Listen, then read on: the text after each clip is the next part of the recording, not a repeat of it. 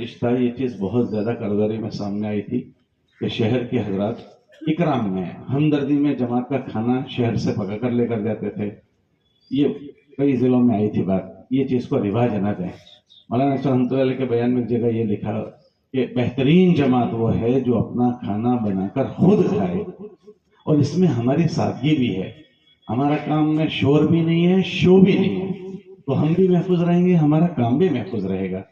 اور یہ جماعت جتنے مجاہدے کے ساتھ چلے گئے, یہ جو کردر میں بیٹھتے ہیں تو وہ سناتے نہیں ہیں. اتنے مبشرات اس جماعتوں کے ہیں کہ بشارتیں ہیں, لیکن وہ اس رخ سے چلنے والی جماعتوں کے لیے تو ہم اس کو اس کے نہج پر باقی رہنے دیں, اس کی ترتیب پر اس کو چلنے دیں, تو ہمارے دیہات کھلیں گے.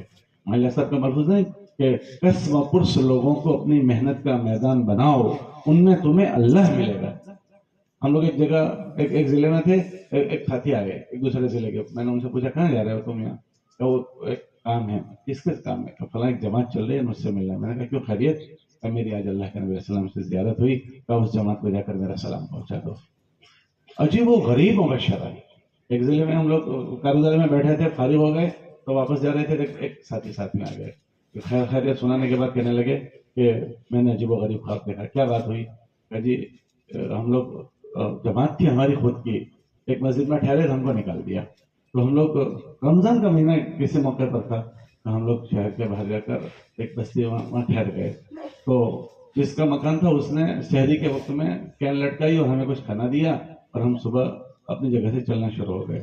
تو تھوڑی دیر ہوئی کہ امام صاحب دوڑتے بھاگتے ہوئے آئے.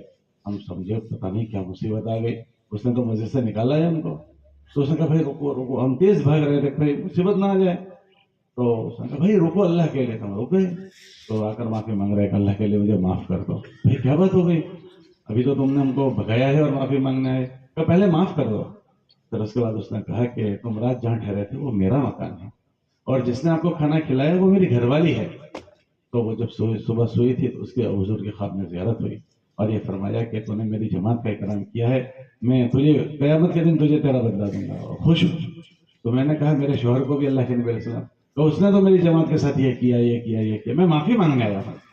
جماعتوں کو اس کے نہج پر باقی رہنے دیں, سادگی کے ساتھ. ہماری حفاظت سادگی میں ہے, شو بھی نہ ہو. مالیہ صاحب کا ملفوظ ہے کام 100 سال آگے ہو, شور 100 سال پیچھے ہو, اور یہ سادی نہج پر رہنے چاہیے.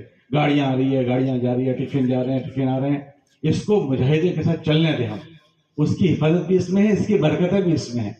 اور ایک بہت قابل فکر بات یہ ہے کہ ہمارا یہ مجمع چلا تھا شروع کے زونوں میں, تو انہوں نے زون کھولے ہیں, جگہیں بنائی ہے, اور کام کرنے کی تدبیریں اور شکلیں بنائی ہے, اور ماشاءاللہ اچھی اچھی جگہوں پر پہنچنا ہو گیا. ابھی ہماری جماعتوں میں ہمارا یہ مجمع نہیں ہوتا. جو کرداری آتی ہے تو ایسے نئے نئے ساتھی ہوتے ہیں. اس لیے گزارش ہے کہ ہم بھی اپنی سعادت کی چیز اس میں سمجھیں, اور اس کو اپنی نہج پر اور اس کی ترتیب پر باقی رہنے دیں. کھانے کا سلسلہ تو بالکل ہم نہ چلائیں. ہاں جس بستی میں ہیں وہ بستی والوں میں سے کوئی اکرام کرے تو الگ بات ہے. حضرت کے بیان میں حضرت نے فرمایا بہترین بستی والے وہ ہیں جو جماعت کو کھانا نہ پکانے دیں, اور بہترین جماعت وہ ہے جو اپنا کھانا خود بنائے.